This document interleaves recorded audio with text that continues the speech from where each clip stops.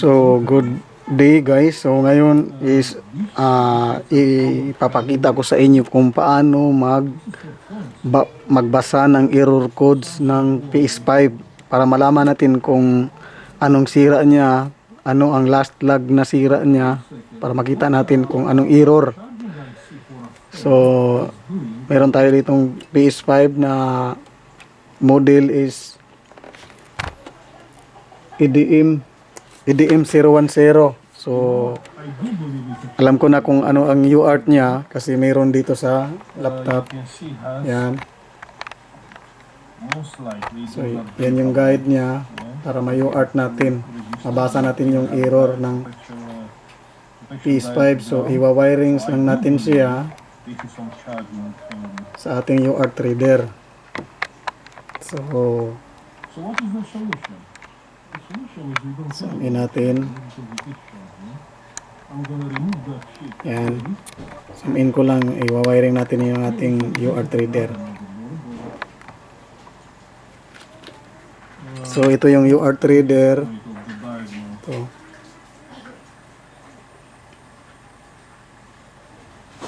So, iwa-wiring natin siya. Then, pa-plug natin yung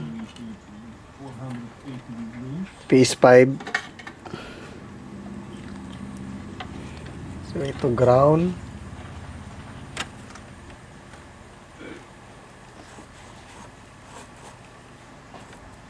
Yeah, so we remove the chip position. And we see another chip position.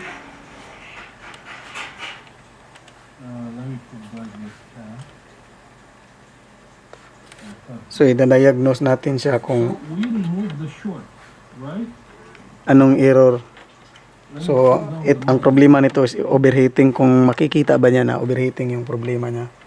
Pero okay na to, na repair ko na to, nilinis ko na yung mga So if we remove the short, that's when we don't nagiging tila na mga alikabok. Sa sobrang alikabok, para na siyang tila. here. So, nalinis ko na siya. So, na-try ko na to, naglaro na ako ng NBA kasi sabi ni customer is sa ano pa lang, sa first quarter pa lang It was getting hot. or hindi pa abot ng first quarter, namamatay siya. Pero ito, na-try ko na siya mga 4 times ko na siyang nalaro. Then, tininan ko rin sa kanyang thermal scanner, in-scan ko siya, yung init niya is normal naman. Kasi sinesearch ko sa internet kung anong normal na heat signature niya. Then, nasa 60 to 70 kung naglalaro ka ng mga mabibigat na game. So, yun, nasa 60 lang siya. 200 milliamps So, ngayon is i-UART natin. bad sign. Yeah? So it is like the 3.3 LDO 200 milliamps is a lot. Yeah? So the sun is bugging me.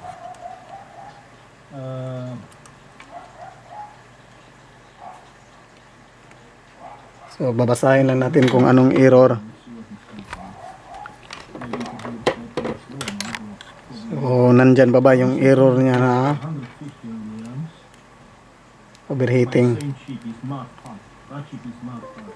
So, ayan. So let's continue our diagnose.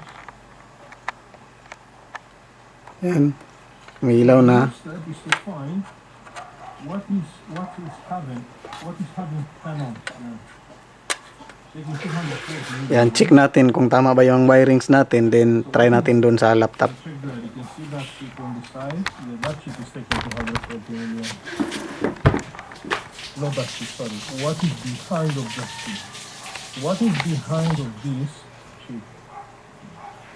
Behind of this chip.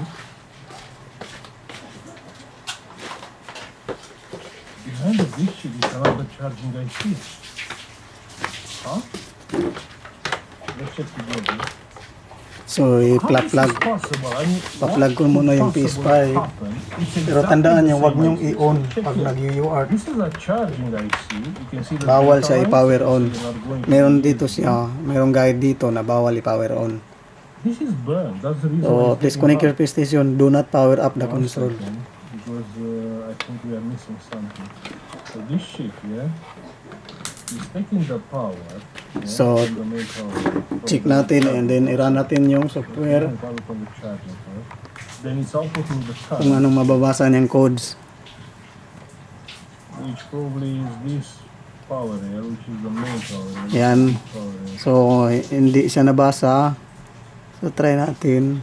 Because I plugged the charger exactly here. Kaya pala. So, run So natin. let's take a break, a short break. And let's take the main power rail on this one. Yan, run error codes. Tingnan natin kung tama ba yung wirings. Kung magra-run siya, is tama yung wirings. So the main power rail, yeah, will be here.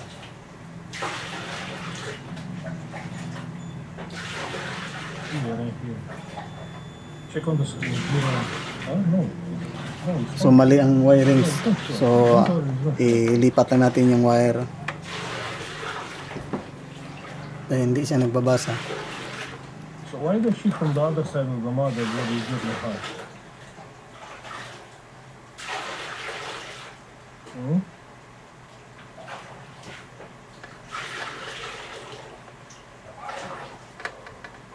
Because here we test even this shit we remove.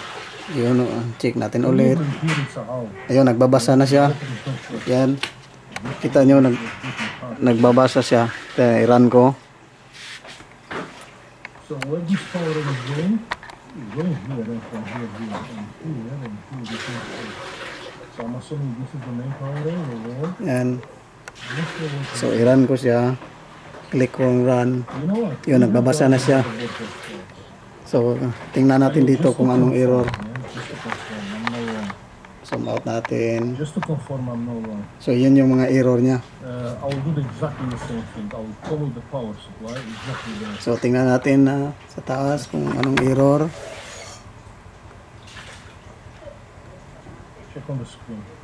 It's taking nothing. Yun, general power failure. But here it's taking no current. Ito yung error na Chips are short. nag-overheat.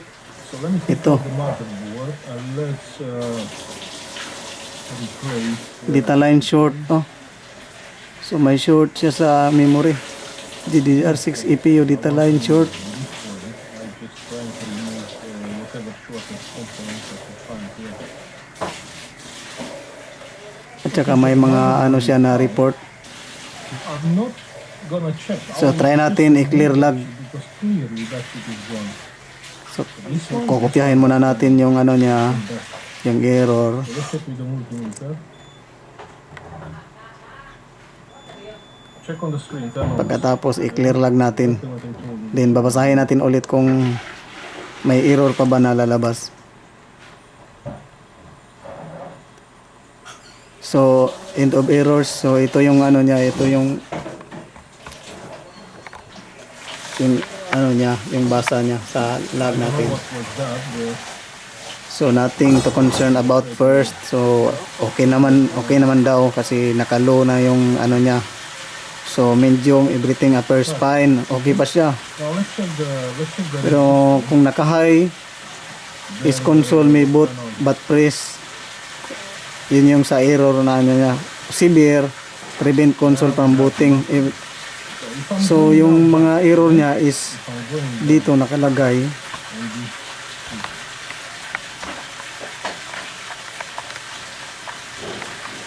and I'm coming with the power supply. Yan. So, close na natin yan. Yeah. It's taking no current at all. It's taking 10 millions because So, error niya is low lang, low. Pero may isang severe. which is perfectly fine. Pero yung severe na yan is matagal na yan na error. So this board is fixed or what? Let's plug this part. Yan, matagal na yan na error yan. Kaya may date yan. May date. So, tingnan natin kung anong date yan. 19, kahapon yan na error. Yan. Siguro naglaro siya. Yan.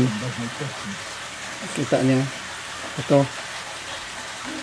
Kahapon yan na error. So, 1:40 PM. Yan. Yung severe na yan. So, ngayon, titingnan natin. I-clear log natin. What was the voltage? Kung may error pa ba nalalabas. O, dito tayo. Clear error codes tayo. Yan. So, clear na yung error code. basically, sorry, if So magbabasa ulit tayo, magra-run ulit tayo ng error. I mean, that's what is So run natin.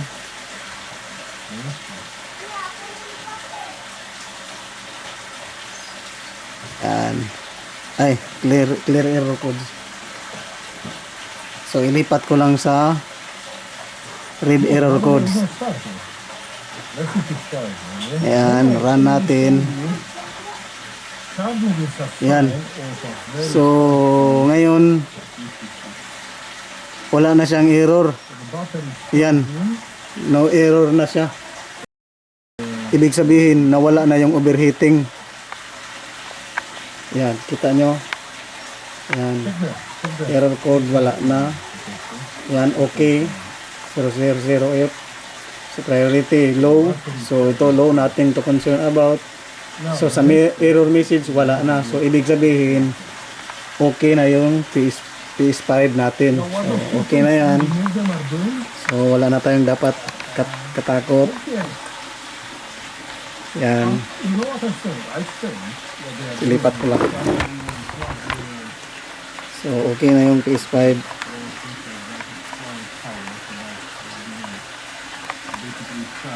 So yun lang, nasundan nyo ba kung paano magbasa ng error codes ng PS5?